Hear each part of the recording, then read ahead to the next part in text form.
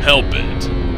From making light of human atrocities to Schwarzenegger pretending to be a holy man, we look at 15 movies you'll never see. Number 15. The Day the Clown Cried. Perhaps the most infamous film never released in the history of cinema, this is what happens when you have no idea what the word tasteless means. The movie was a pet project of Jerry Lewis's, filmed in the early 70s and locked away deep in a dark vault. Now you're probably thinking, why would they lock away a movie about a clown? Well, the short answer is it featured Jerry Lewis as the clown imprisoned in a Nazi concentration camp entertaining children. It wasn't until filming had almost wrapped up that Lewis realized he made something terrible and decided to bury it. Dark humor's fun, but it's really hard to sell a concentration camp joke, especially for an entire movie. I don't know, I guess you could sell it to neo-Nazis, but I'm just going out on a limb here and thinking the neo-Nazis probably aren't huge Jerry Lewis fans. Number 14. Vincent Ward's Alien 3. Space monks and weird medieval retrofuturisms. That's what Ward had planned for his aborted screenplay of Alien 3. Set on a wooden space station with an odd group of monks, the screenplay was praised by everyone involved and ideas from it were used in the version we know today. Ultimately, this version was dropped for being too odd and different. While it may have still been a disappointment, it sounds more original and well thought out than the mess David Fincher put his name to. Sure, the concept of a wooden spaceship is stupid, but at least it's an interesting stupid, unlike what we got with Alien 3.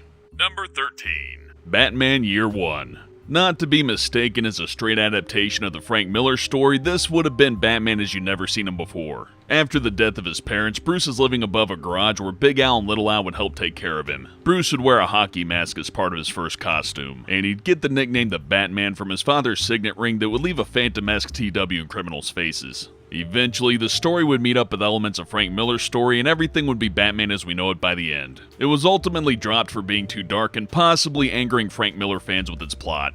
Number 12. Kubrick's Napoleon. Kubrick was known for his obsession with detail. For him, creating a film about the life of his favorite historical figure looks less like filmmaking and more like stalking. Collecting thousands of pieces of historical reference and wanting to shoot scenes with 10,000 men armies, this would have been the most insane war epic ever put to screen. But with the tanking of the similar biopic Waterloo, the project was all but killed by the studios. However, Spielberg now has a script and plans to have a miniseries made, but something tells me it won't be what Kubrick would have made. Hey, hi. Sorry about that. I'm just allergic to shitty movies. Number 11. David Cronenberg's Frankenstein. Considering Cronenberg's talent for body horror, this is pretty much the perfect mashup for an interesting spin on a classic tale. Not a huge amount is known about this ill-fated movie. Apparently, Cronenberg only agreed to it over the phone before suddenly there were magazine ads out with his name all over them. It's said the project eventually became the Kenneth Branagh version in the 90s. Or so the internet says anyways. I can't really find a good source on this guy's name. He may be Kenneth Branagh. Anyways, it's still a shame we never get to see a Frankenstein movie where the monster's half man, half fly, and Igor's a possessed mutant space sex parasite. Igor's hump could have taken on a whole new dynamic, in probably more ways than one. Number 10. Spielberg's Night Skies. Described as straw dogs with aliens, this cancelled film wound up giving the world their favorite alien buddy, E.T. Night Skies, however, was about a rural farmhouse under attack by a group of aliens, one of them being a young child alien thing that in a subplot befriends the farmhouse children. All this happening while horses and cows are dissected graphically by the alien parents. So imagine E.T. but with more violence and a darker atmosphere, and that's what Night Skies was going to be. Unmarketable. It also would have ended with the alien child stuck on Earth, so we'll never get to see the shitty sequel that almost certainly would have happened. I don't know, it could be funny to see E.T. eat the beloved family house pet, but yeah, I don't think that'd hold up for an hour. Number 9.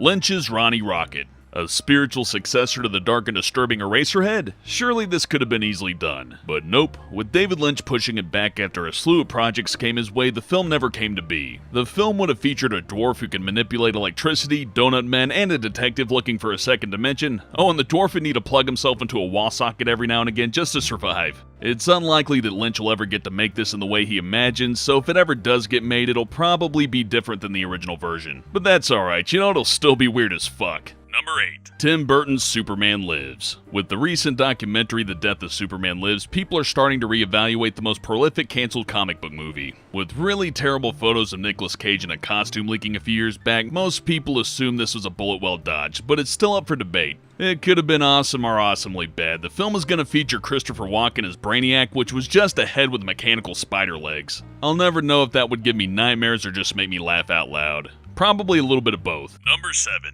For Hogans Crusade, Schwarzenegger fighting in the Crusades directed by the guy who did Total Recall and RoboCop, that's one of the most perfect movie pitches ever. This one got pretty far into pre-production with the script and a teaser poster floating around. The film would have seen Arnie staging a miracle to avoid a hanging and then sent to the Middle East as a holy warrior. The studio Carolco decided to go with the notorious bomb Cutthroat Island instead, which eventually ruined them. Turns out they were the ones who needed a miracle to get out of that one. It's like they're allergic to money or something. Number 6. Del Toro's At the Mountain of Madness. If there were a modern director more capable of bringing Lovecraft's work to the screen than Del Toro, then I've never heard of him. While this adaptation has been in development since 2004 and has had recent movement, it still seems this one will fall back into oblivion. At least considering Del Toro always announces more projects than he has time for. Seriously, Pacific Rim 2, Hellboy 3, Pinocchio, and a new adaptation of Slaughterhouse-5 are on his radar. We'll be lucky to see 2 of those. But you gotta respect the guy for his commitment to quality. If he just pushed out movie after movie after movie, they'd probably suck. Number 5. Bruce Lee's Game of Death. With a movie about one of the greatest martial artists fighting up a tower of different fighting styles to prove to be the ultimate fighter, only death himself could stop a film that awesome from being made. And that he did. A small way through filming, Bruce Lee passed away, meaning the production company had a bunch of footage of Lee fighting in a padoga. So what'd they do? They pulled a story out of their asses and made a film nothing like what Lee had planned. One of those plans was to have one-time James Bond George Lansby team up with him. We could have had Bruce Lee and James Bond fighting in what is essentially Mortal Kombat. Bruce Lee dies and Michael Bay gets to keep making movies. Life's just not fair sometimes. Number 4. Orson Welles' Heart of Darkness. Before Apocalypse Now, another great director had planned to tackle Joseph Conrad's story of a boat ride from hell. Welles had never made a film before he started pitching the ambitious script to Hollywood studios, a script that would have been shot totally in first person. This idea was just too damn crazy for 1939, so Welles pitched them Citizen Kane instead, and the rest is history. The screenplay is on the information superhighway, so maybe someone will decide to take a crack at Welles' version, but for now it's just another classic you'll never see. The horror. The horror. Number 3. Tarantino's Double V Vega. A long-touted project ever since Pulp Fiction's screen, this violent bloodbath would have been the prequel to both Reservoir Dogs and Pulp Fiction. Combining the talents of Michael Madsen and John Travolta as the Vega brothers, the film eventually stalled in development hell. And since the actors have aged quite a bit now, the film is pretty much dead. Though Madsen was on record saying it could still happen with him and Travolta playing twins to their dead characters. 2 sets of twins who are all brothers. The Vega family must have been pretty confusing. Number 2. Tarkovsky's The Idiot. Russia's leading amateur directing an adaptation of Dostoevsky's classic was sadly sabotaged by the Soviet Union censors. Constantly baiting Tarkovsky with the chance to make the film, he eventually left the Soviet Union during pre-production, never to return. The director was already under strict watch by the regime at the time, and tensions over the film's content eventually caused his self-exile. The Idiot was one story that haunts through Tarkovsky's filmography with allusions to the title character in many of his films. Insert Yakov Smirnoff joke here. Number 1. Jodorowsky's Dune. Master of trippy psychedelic what-the-fuck movies helming the most batshit insane adaptation of a sci-fi epic? That is something we'll never get to see. Topic again of a recent documentary, this adaptation of Dune would have been absolutely nuts. With the director choosing not to follow the book like a Bible and take liberties, this would have been an insane experience. To see what we missed out on, the documentary Jodorowsky's Dune will make you angry and frustrated.